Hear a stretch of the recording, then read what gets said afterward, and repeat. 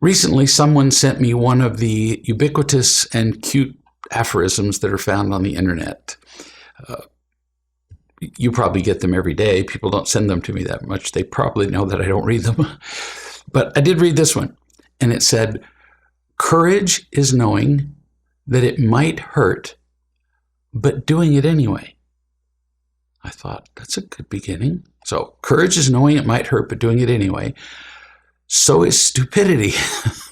And that is why life is hard.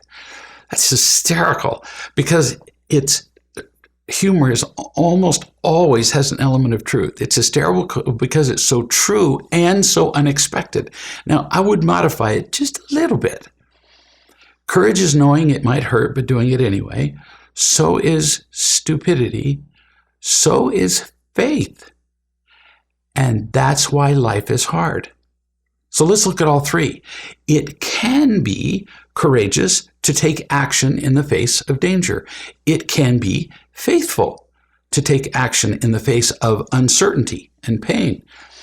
But it can be very stupid to take action in the face of danger. It can be very confusing. So how do we tell the difference? Let's address faith for a second, because it could look very much like stupidity. In fact, there are people who don't believe in faith and do call it stupidity. But it's not like stupidity if you choose wisely what you have faith in. That is the subject of this discussion, choosing what we have faith in. Stupidity is just going ahead and doing whatever occurs to you. And a lot of things flow through our brain, and stupid people just do them. Or doing whatever you want, even though it might be hurtful. Driving too fast around a curve and hoping you won't die is not courageous or faith. That's stupid.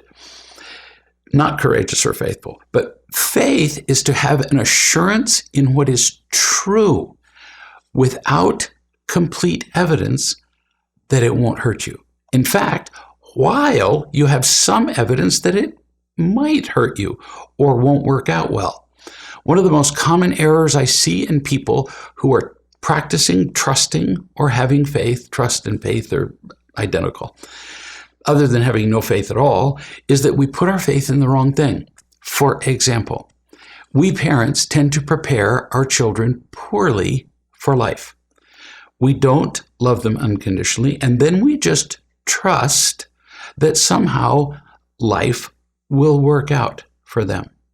Or at a young age, we give them a choice about something they're not ready for, like screen time, and we hope that they'll choose wisely. They won't. That's like sending random civilians without training, armor, or weapons into battle and having faith that they'll be all right. They won't, and that's not faith. That's called stupid. Giving a child decisions over things that they don't yet understand, like screen time, is also stupid. That's not having faith in our children. So let's turn this into a principle. We are not God.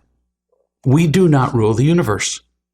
We are not omniscient, either as individuals or as parents.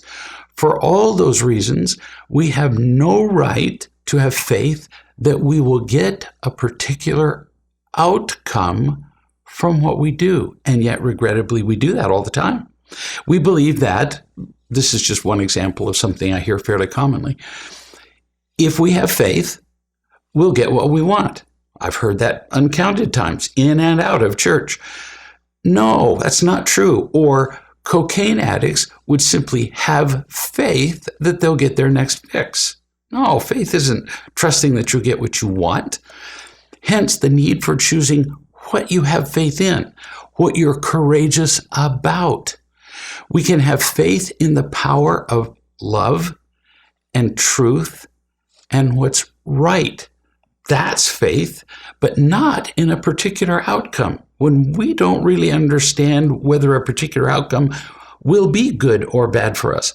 Many of the most important things that have ever happened to me in my life, I would never have chosen. I would have never desired them. And yet that was the thing that made the biggest difference to me. So what if I had chosen to have faith in the outcome of a particular thing. I would never have chosen to do that thing that ended up benefiting me. If we have faith in an outcome we want, we're actually controlling and entitled. We need to understand this, and we need to be able to teach it to our children. So let's be practical with an example. You might say, I have faith that my child will change or be happier or make good decisions or whatever, something good for your child. No, you don't have the right to control that. So what could you have faith in? What would not be controlling? You can have faith that loving is the most effective way to reach a child. You can count on that. You can have faith in love, not in what the love will produce with the child, how it will turn out, but faith that love is the best way to reach a child. You can have faith that you personally can learn to be loving if you do what it takes to feel loved yourself and to share it with your children. The more we understand what to have faith in, what is faith, rather than just simply wanting, the more effective faith becomes in our lives.